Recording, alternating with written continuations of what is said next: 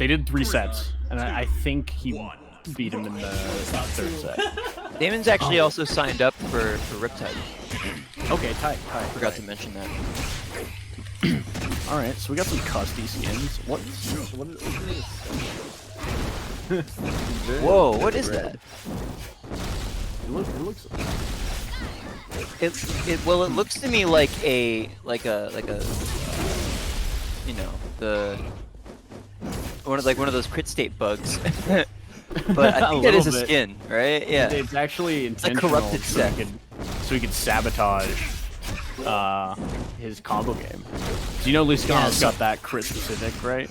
And yeah, sorry, hold on. Sorry, I didn't mean to barge in. Yeah, so this is actually a skin Goofed asked me to add to the game, so it's show on stream when he plays. It's like a lumberjack. Yeah, there's like a lumberjack. I see it now. I see it now. That's awesome. Okay, tight. Yeah, it's like jeans and flannel. Okay. Seth with the bug. Chat now and fucking Zero gonna come back on stream. Okay. Nah, stop. Come down with down special immediately. Yeah. Very close. We got a burst from Axiom and Evil might lose their minds when they hear that. Use it right. Who comes out with the whiff punish?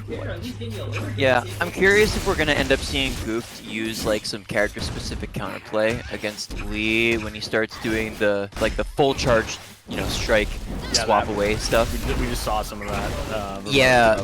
And there's stuff that you can do to like directly counterplay that. Like if it's an F strike coming from Avi, for instance, you can jump over it and back air from the other side, and they can't really do anything about it. It looks like I haven't seen Lee do this, but he's doing it on like every swap to like safeguard his totem, which is kind of sweet, right? Like even if he's not making an active threat with it, he's making the act of like knocking the totem around a lot more dangerous, right? It's not it's no longer just a free target that you do when like neutral rules slow. Coming in with fireball, it's that's cool really pressure. Smart.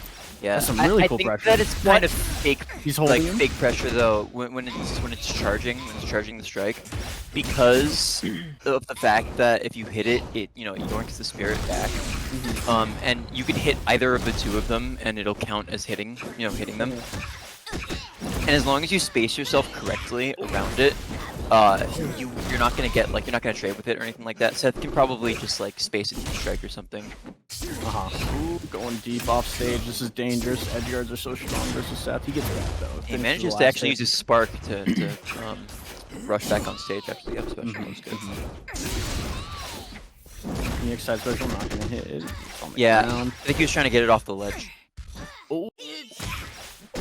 Alright. Ooh, the reverse! I love that turnaround. Lee almost got that. Oh. That's so cool. And then being off stage with Api sucks though. Turnaround, by the way. It does, but I think he could have got something off of that bear. It was like a light enough hit and fast enough that like, are you gonna DI that? I think his first instinct was to go for a nair, but then he realized that the nair would have sent Goofed back towards the stage. I'm loving the way that he's playing with these two right now. Like this is really impressive. I don't feel like I've seen Lee like bust out all these tricks. Like he's using like the reverse neutral specials as like a pseudo super jump to like help with sharking and stuff. Oh, that's the first time we've seen Goofed like actually go for the inactive totem. It's good to see that. It was a really nice bait and punish because he went for the totem and then disengaged right as Lee came to kind of stop him. Yeah, it's so important in the Offie match to bully the totem. I think it like with that, if you're not bullying the totem, then you're letting him get away with this type of thing. Yeah, by the way, can you guys hear them too? I don't know what he's doing. What he's doing is kind of a Rube Goldberg machine, a marble run. Yeah, marble run. Alright, Goofed to convert this, he does not. That's actually really important. You gotta be able to kill off those forward throws. Definitely get the throw. I always like to opt sometimes for the down throw tech chase, sometimes with a burst, sometimes without, right? Yeah, when they get into red band and they're right within like the when you just need one hit, right? Yeah. If you just need one hit and like, or to tick them over into the last hit, I think it's better to optimize for the last hit with a tech chase and like try your odds at like, tech chase, which like everybody should be pretty comfortable with at this point. Oh, that's a great option for a scary situation. Yeah, if I understand correctly, I don't think that Seth is super plus like on the tech chase itself. Like you can't really reaction tech chase. No, you can't reaction tech chase. You have to make a read, or you can do like some option coverage things where you cover like 2 at once. Yeah, you could like do a drifting nair or something. I think that's drifting probably nair, or like there's a down strike spacing that like gets you. Yeah, it's like diagonal back cover is like in place and forward maybe. Yeah, that's something I have to lab. Probably honestly. depends on the character. I don't feel super comfortable using down throw. When I do use it, I tend to miss the tech chase. This is a meaty. So when Seth gets those like really strong active low hits and red band, it sets up for the kill. It is so brutal because you're getting hit by an upstrike and DIing like in.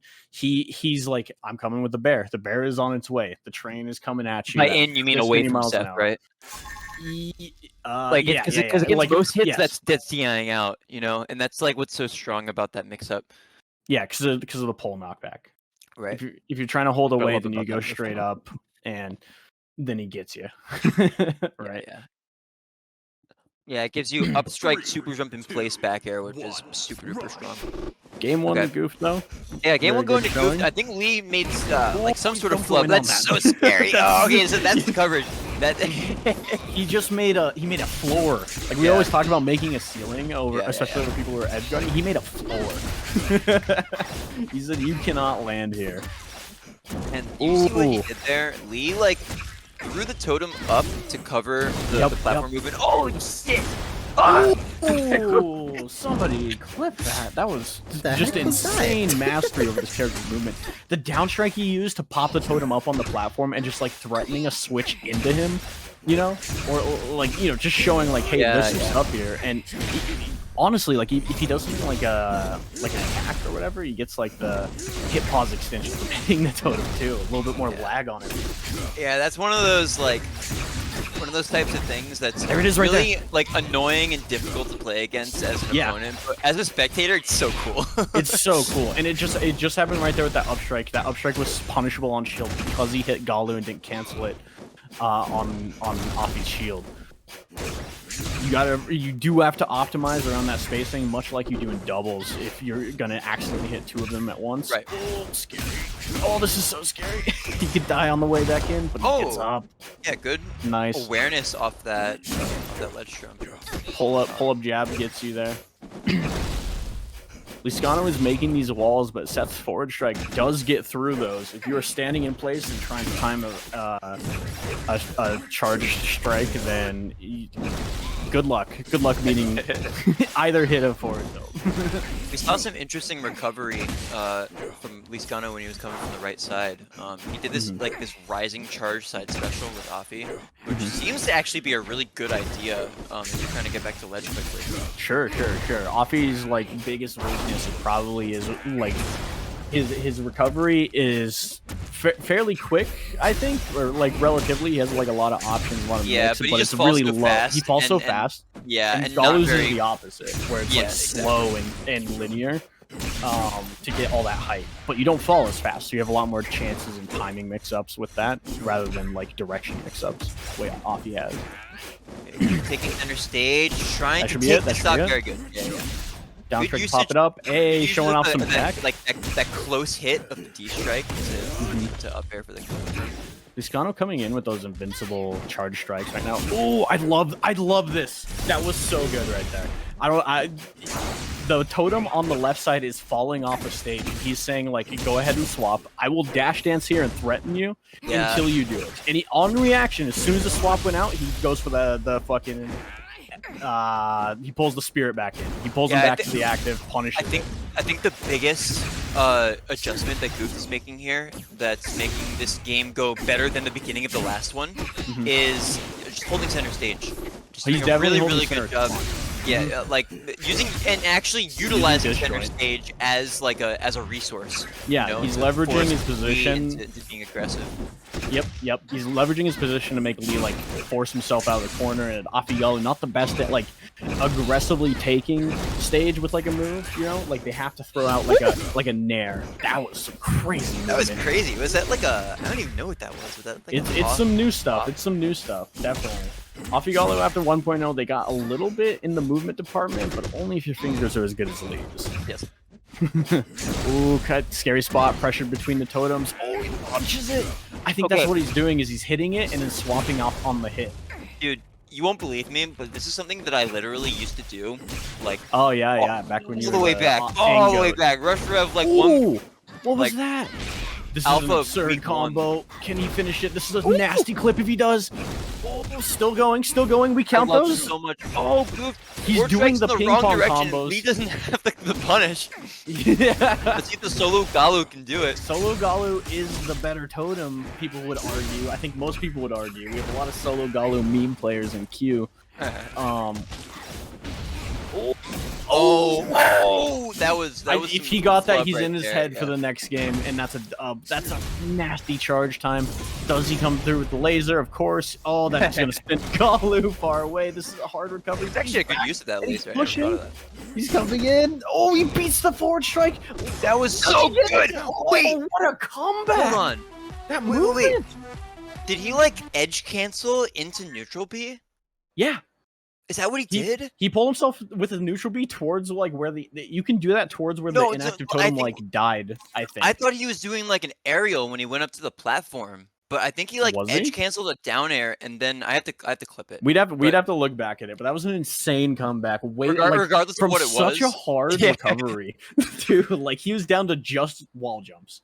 And I don't know about you, but I see someone with just wall jumps. I'm like, God rest your soul. Like, GG, go next. Just wall jumps is a very precarious situation. Loses to so many options on ledge. But that was the last game. This is this game. We're 1-1. Love to see these guys so far. Oh, what is he even doing? Games 1 and 2 have both been extremely back and forth. He seemed like he's controlling both totems at once with these little like double dash dances. Yeah, and Lee actually finds an answer there with that D strike out of the corner. What was that? What a solid option! He's doing the active swap into the fair to cover the whiff punish. Like I've always wondered when we were gonna see Leescano start doing stuff other than like full charge F strike. Leescano's the swap right now. Yeah, right. Because there's so much other good stuff that you can do. You can do like forward air. You can do like falling down air and nair and stuff. He's making that inactive totem such a threat. Such a threat. That inactive totem is just like chilling there. And it's like, I'm kind of afraid he can just approach from two ways at once. This was looking dead lost. I'm not gonna lie, with how good Goof was looking in the second game. Dead lost? Like, Goof can't come back? No, this was looking dead lost for Lee, I'm saying, in the last game. Oh, no, Lee was looking very, very behind. Goof's first game was very strong, and he was using that disjoint. Lee's playing around the whiff punishes now, those forward strikes where he's just leaving the totem behind, and like, yep, run into me. Exactly. Whereas before, he was kind of missing them. And I still want to see the spaced D strikes. Ooh, going high above the burst. Oh, nice side special is huge. Yeah, that's a good wall to make. That move is so good while retreating. It is very good. It is probably one of the better fadebacks like in his entire kit. Oh, going really low. This is dangerous, especially against the double spikes, the active hitboxes. He's still on the coverage. He still has the inactive totem down there. Oh, he doesn't make it to the wall. He doesn't make it back? Was that an EX side special? I wasn't paying attention. Yeah. Okay, so yeah, it was the EX side special, which has a lot of lag, and so if you don't have your double jump, you just kind of, Yep. Maybe he thought he had his double jump for that recovery, but it was definitely a mistake in that situation without that to go for that EX instead of the normal. But it's very close, right? Some tech you can do with Seth to like eke out the distance of the wall is you can go for a wave bounce side B2. Fun fact for all you South players out there, you can go for a wave bounce side special too. Get a little bit more speed. Oh, he's got the charged move. I think that was an up strike, which is not the best one if you're trying to cover the ledge. Yeah. But I do like him throwing out the attacks behind the shield now. Like he's protecting the inactive totem with his own block right now, and that's really hype. I wonder if we're gonna be seeing any more of those down strikes to get out of the corner for Galu, because that's such a good like anti-air option. Oh yeah, he got caught lacking. Caught lacking. I love how he's maneuvering the inactive totem too. Like anytime he gets close to an edge, he's pivoting it back to like that top platform area, which lets him like perfectly safe and ready. Very safe, where like you have to target it instead of me if you want to mess with it, right? Yes. And if you're doing that, he's taking the opening, he's taking stage, he's doing a lot with it. Now he's remembering which throw leads into the inactive, into Offie. great DI down. DI down's awesome there. You avoid getting hit.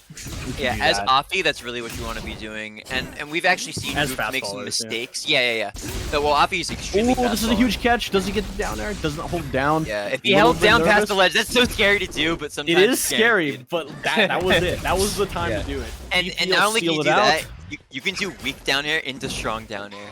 And it kills. Yeah, no, you have a lot of options that for anybody who doesn't already, cover those wall recoveries. Like if somebody's doing wall jumps, somebody's trying to cancel their special on the wall, like that is where you need to be. You need to be hitting someone as they're coming up because they can't go very far in any direction, right? Yeah, and as we say it's literally like a trad fighter wall. Yeah. Oh yeah, that's a good point. But it's like going towards the center, which is kind of exactly kind of a remix on that. You gotta keep. Oh, he didn't think he was gonna get the ledge on. He did not. Lee puts himself in a bad spot. Oh, and he's out of steam. He has spark. Oh, great job. Dude, I can't believe that swap. hit. Oh, do you see him using the light hits of? Oh no, he the didn't full notice. charge. Insane. That was so back and forth. Like Goof took the lead real quick in between that. But yeah, I guess he just didn't notice that there's too much stuff on the screen going on. There was a lot of stuff on the screen. And the little sleight of hand from Afi Galu charging that up strike from Galu. Very yeah. Back and forth set. Good comeback from Lee there.